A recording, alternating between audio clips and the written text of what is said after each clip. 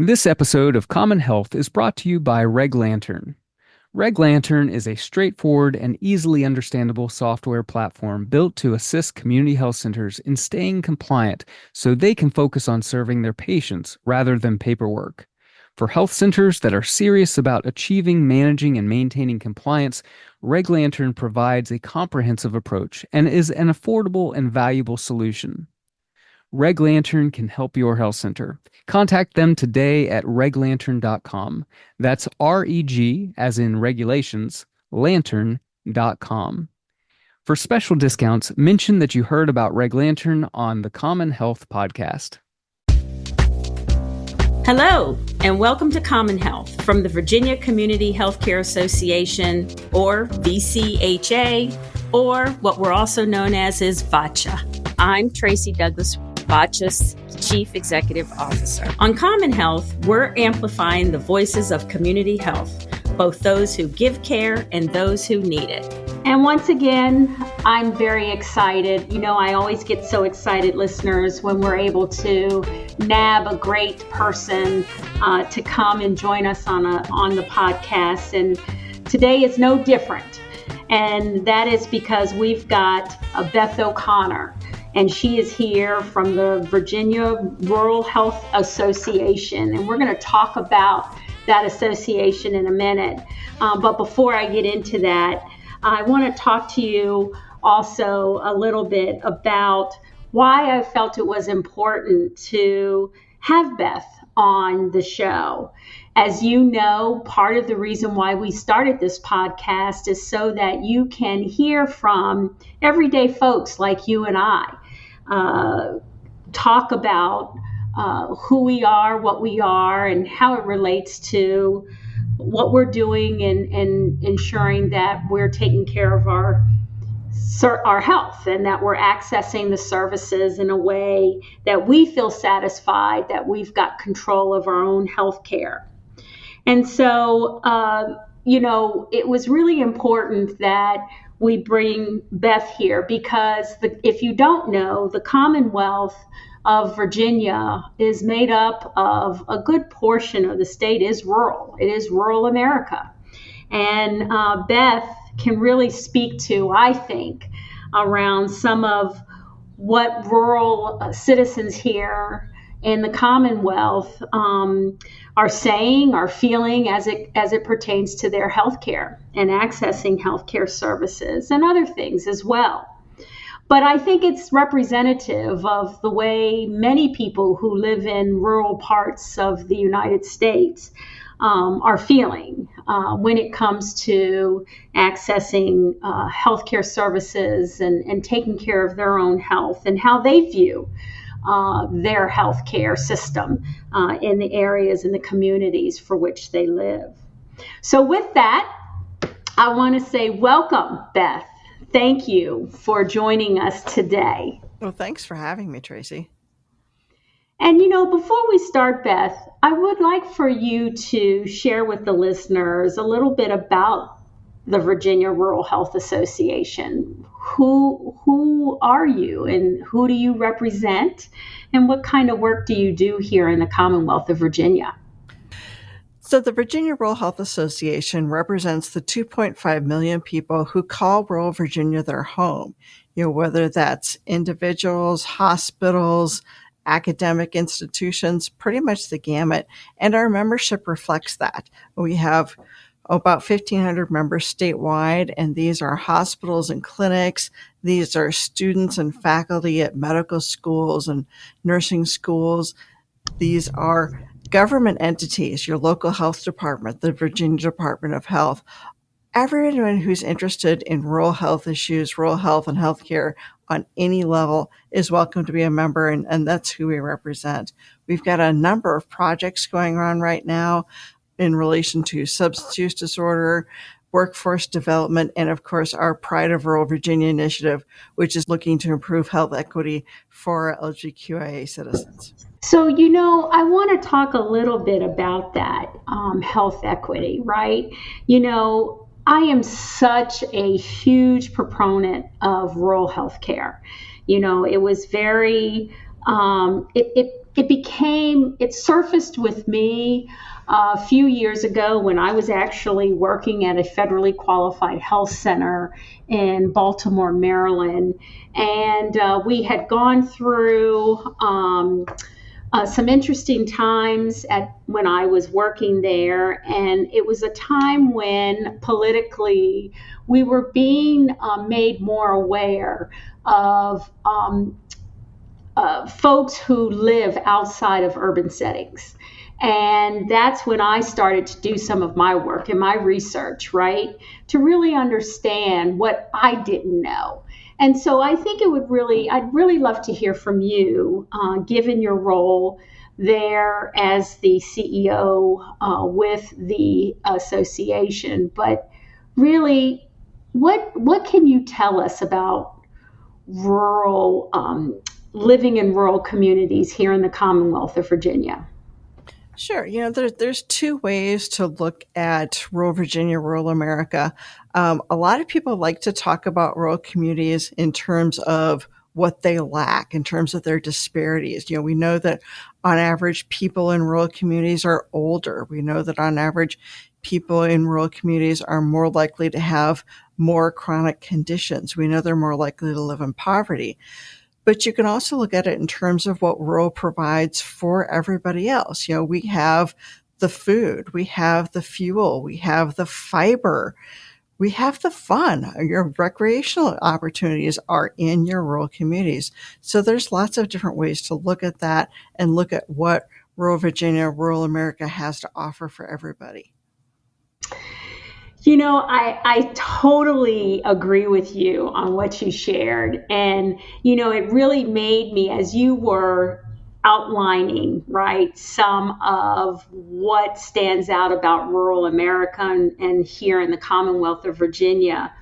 But it still brought me to a point where, many of our community health centers, many of our healthcare organizations that provide care to mostly rural communities struggle with workforce, right? Finding the staffing and the staffing with the skill set that they may need to provide healthcare services.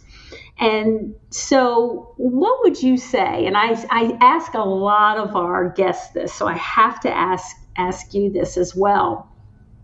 But what would you say to someone who is, a provider, maybe just, coming out of school and is being recruited by a rural community health center or rural hospital? What would you say to them as to the reason why they should highly consider working at that community health center?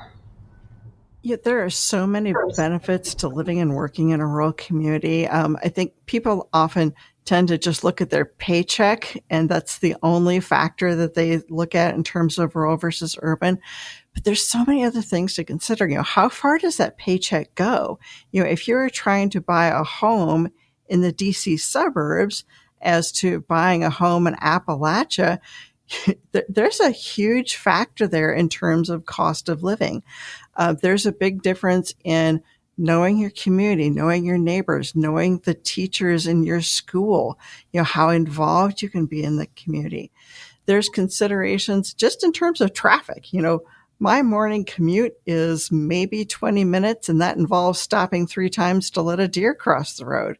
If you're living in DC, Chicago, New York, LA, it's a whole different conversation. And of course, there's the concept of really knowing your patients. You're going to be serving generations within families and being really able to understand how their health impacts their health care from a social drivers of health perspective. Thanks for sharing that. I so agree with what you were saying. And when we go out here and we talk to our folks who are potentially interested in looking at some of our rural health centers, These are some of the same things that I share with them. And I think there's just such great, tremendous opportunities for our providers or future providers if they were to come into and consider working in rural health. And so, that being said, define rural health. What's the difference between rural health and urban, right?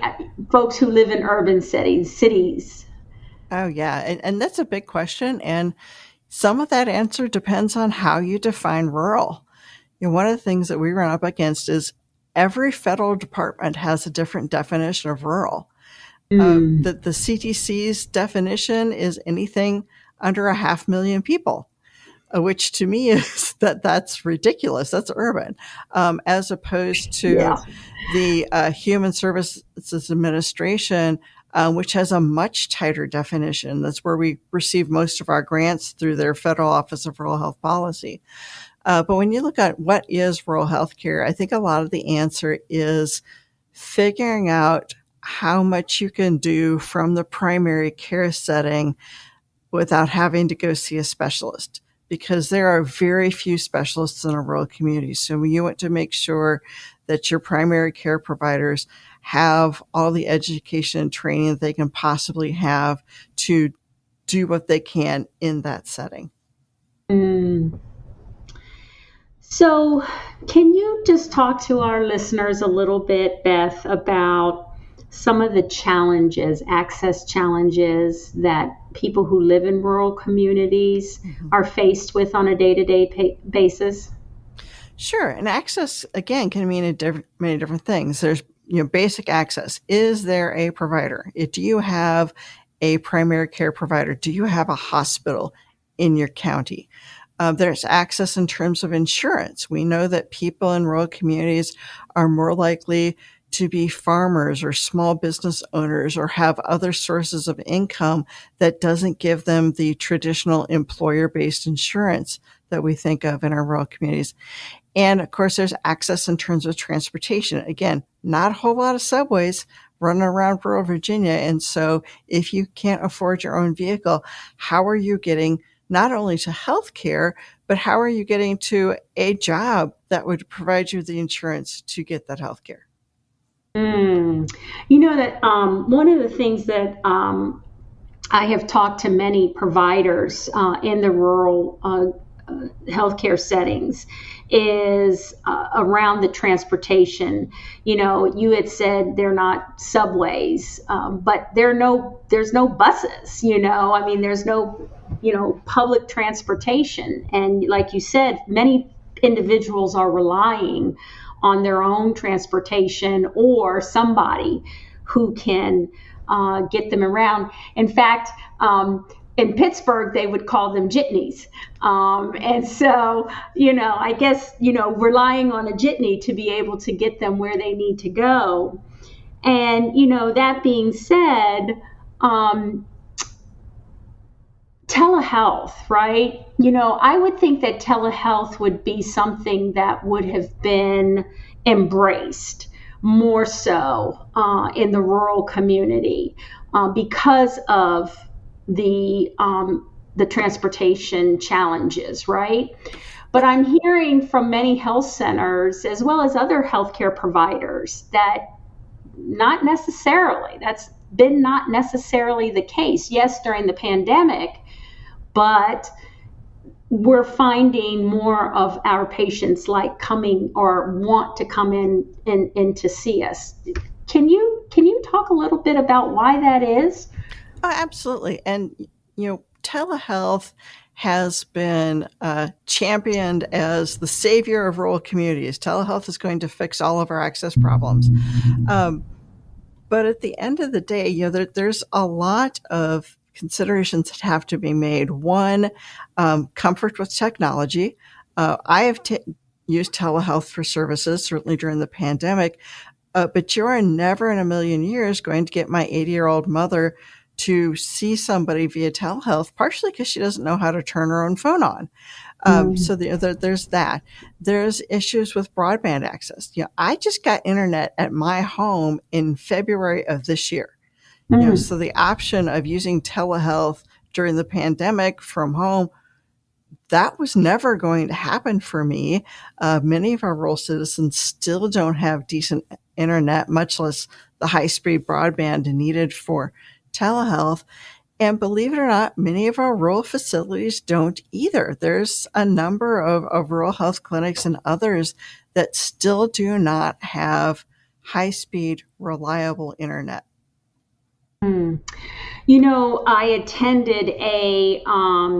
I was invited to the White House a few weeks ago, and they were there talking to just a few of us about some of the initiatives that had been put in place coming out of the Broadband Equity Access and Deployment Program. And learned that folks can reach out, and listeners, for you to know, for your information, if you go to getinternet.gov, you can check out what's available to you in your state as far as helping get you broadband access. But I say that to say, Beth, it is here and available. We do know that Virginia has received a significant amount of money through this program to help provide the access to high-speed internet across the Commonwealth. In addition, we also know that about 345,000 households in Virginia are enrolled in the Affordable Connectivity Program. And we feel encouraged that more are signing up every day. Do you know if this is a program that is something that folks know about in the rural communities? And if not, how can we get this information out to them? That's a little bit of a chicken and egg question. If you don't have internet, how do you know about an internet connectivity program? Because most of the way we distribute information anymore is through the internet. So I think the way that people are going to find out about it is going to be through community-based programs, such as your Community Healthcare Association in your rural communities, and other social services that exist in our rural communities, whether that's jobs programs, the welfare to work programs certainly are pushing those types of options for folks. Community colleges, other government entities in our rural communities all have a factor to play. When you live in a rural community and you're challenged with transportation issues, as well as some other we call them social determinants of health issues, right? And that's where transportation falls under. You had also talked about that a majority of individuals that do live in rural communities tend to be more on the lower income bracket. Why is that, Beth? Yeah, there's a number of reasons. First and foremost, the types of jobs that are available in rural communities on average are lower income jobs. We don't have the big businesses, the .coms, all of the things that people tend to use for those higher income positions, simply because there's a lower population density to support some of those bigger services. Some of it is just the way that rural economics are structured. One of the things that I talk about is the economy in rural communities is an extraction economy. We take from rural communities. We take coal. We take timber. We take fiber. We take vegetables, other things that we grow in the ground. And all of those things leave the rural communities. And so the economic drivers that create those possibilities don't stay in that rural communities. All the stuff that would generate income leaves. So then why do we see, you had said at the start of our conversation, you had talked about how you see we're seeing an older generation living in rural communities. Does that mean that, people are living in other parts of the states where the jobs are, and then they retire, right? And then they move to the rural communities? Is that what we're seeing as to why there's older generations? Well, you see that people in rural communities on average are older than the general population, mostly because people are leaving for opportunities once they finish high school. Maybe they leave to get an education and don't come back. Maybe they leave to get a better job than they would have locally and don't come back. Now, since COVID and since the rise of the internet, we're seeing that shift somewhat. Some people are choosing to either stay or come back to their local communities, but that's only if they can get decent internet service. If a community doesn't have internet, they are going to continue to decline. So what's our solution, Beth, right? Because the way I look at it is that part of what helps keep the rural community healthy is addressing transportation challenges, broadband access, and then also, if you look at it, we don't see a lot of grocery stores, right, in rural communities. We'll see, convenience stores, or, other kind of stores a little bit larger than the convenience stores, but certainly no grocery stores. So how do we come up? What are the solutions? How do we get to some solutions to be able to help rural communities? Something that we all need to do as rural health advocates is do a better job in talking to elected officials and other key community leaders that healthcare is an economic driver in and of itself. I think often our elected officials tend to dismiss healthcare as a charity, especially since, so many hospitals and clinics are nonprofits. They think of it as a charity like you would a food bank or a clothing assistance center. Whereas healthcare, first of all, everybody needs healthcare regardless of their financial situation. And two, healthcare is a major economic driver. If I'm going to pick on Walmart for a second, if Walmart employs 100 people and a local hospital employs 100 people, that hospital is going to generate much more in terms of salary base and therefore taxes to help improve that local community. Hospitals, clinics are huge economic drivers for where they live. And so part of the solution is to help elected officials, other stakeholders understand that investing into healthcare is investing into the entire community. Often we hear about elected officials trying to lure in some sort of business to their community. Why aren't they doing similar things to make sure that healthcare is staying in that rural community? Especially when you consider that a business is going to hesitate locating in an area if there's not healthcare. If their employees can't receive healthcare, that's a major ding on that community's possibility of landing some big manufacturing plant. The other part of that is the problem informs the solution in terms of staffing. You talked earlier about how it's so hard for some of your clinics to be able to find staff. What is that clinic doing to reach out to its local 5th through 12th graders and encouraging them to consider healthcare careers? Are they working with the high school? Are they providing mentorships and job shadowing opportunities?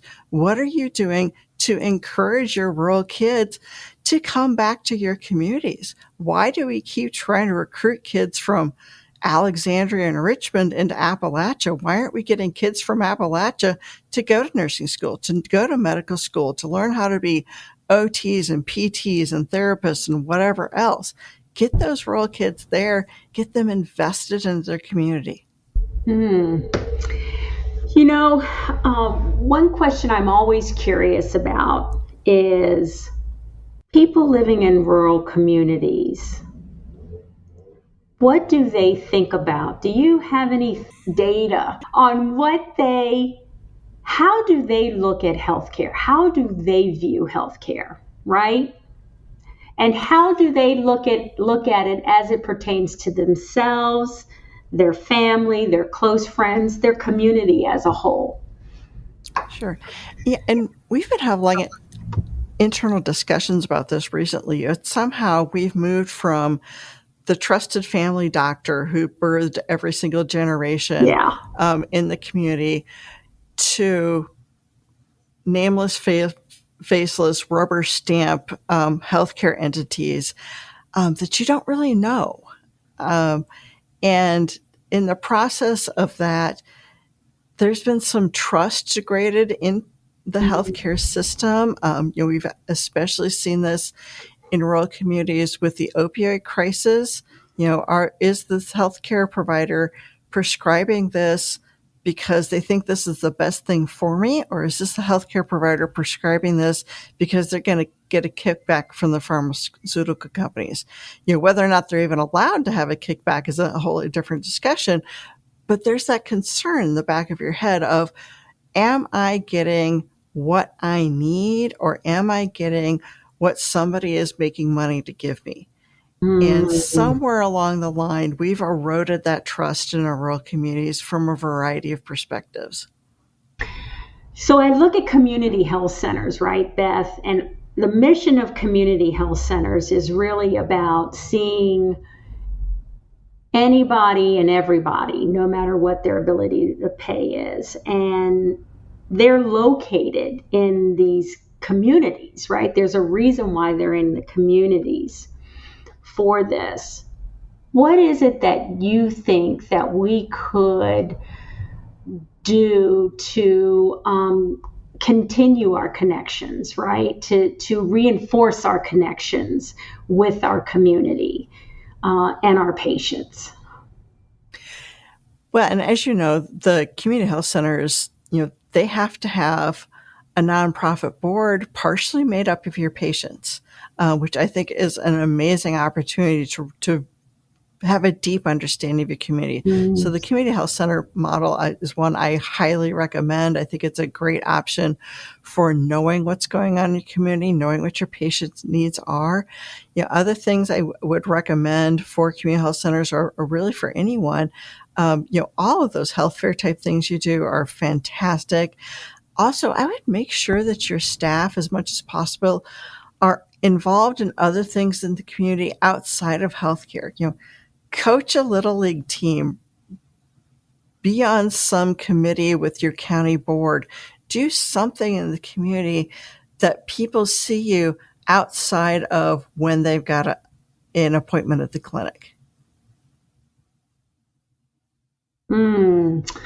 Yeah. I can't disagree with some of the things that you shared. And I know that many of our community health centers, like you said, we do have that 51% community-based requirement for our board members, so that we can stay connected closer to our community and understanding what their needs are. And speaking of needs, right? Hospitals, I think that, we struggle, community health centers struggle with having a hospital partner, because as you know, we're seeing more and more hospitals struggle financially with keeping their doors open in the rural communities. And so what have your organizations, the members of your organization, what have they been saying? What have been some of their solutions that they would like to see to help prop up the rural hospital industry? So we've been working quite a bit with the National Rural Health Association. Something that I think many people don't realize is the regulations, the payment system that governs what goes on in rural hospitals were created by an act of Congress. And it takes a literal act of Congress to change those regulations and change those payment systems.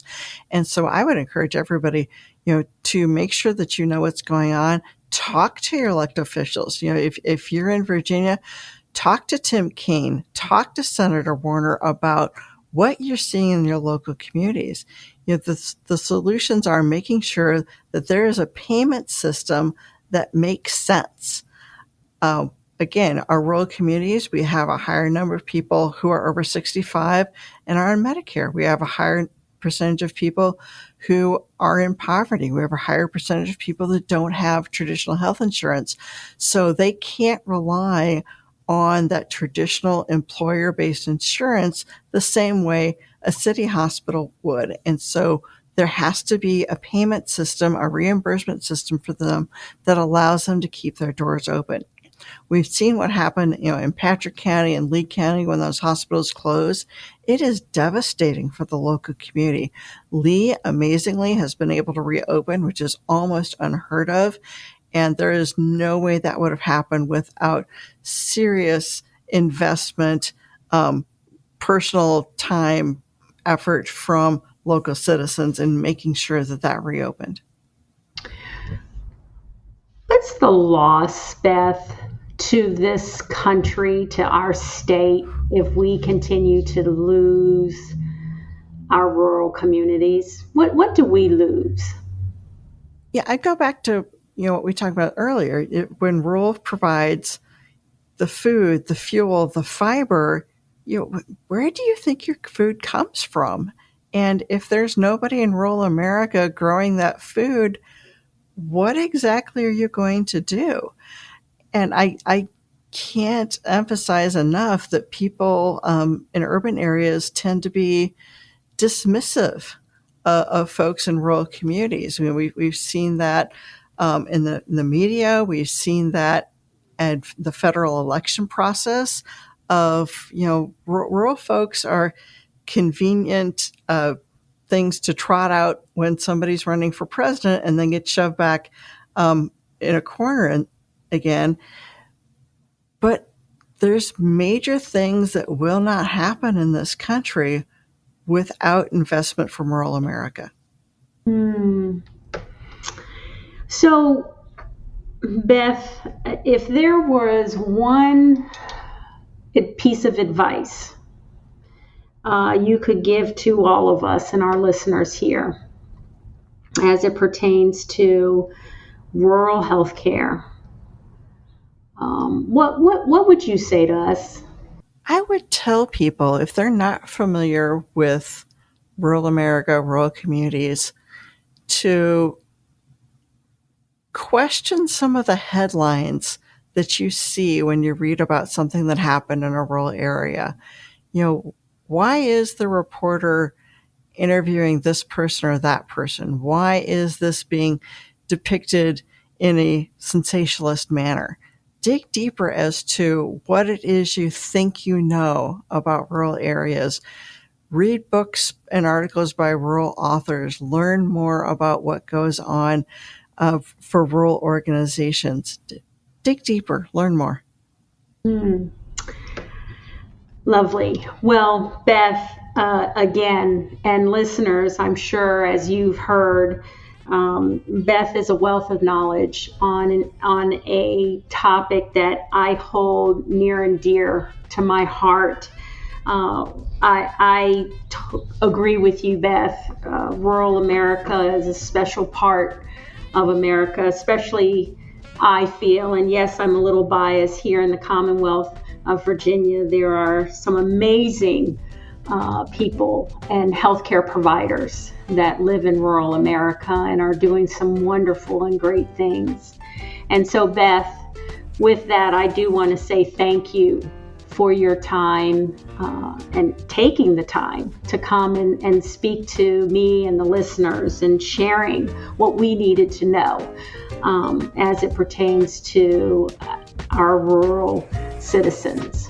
I want to thank my guests for joining us today, and thank you to all the listeners for tuning in to CommonHealth, brought to you by the Virginia Community Healthcare Association.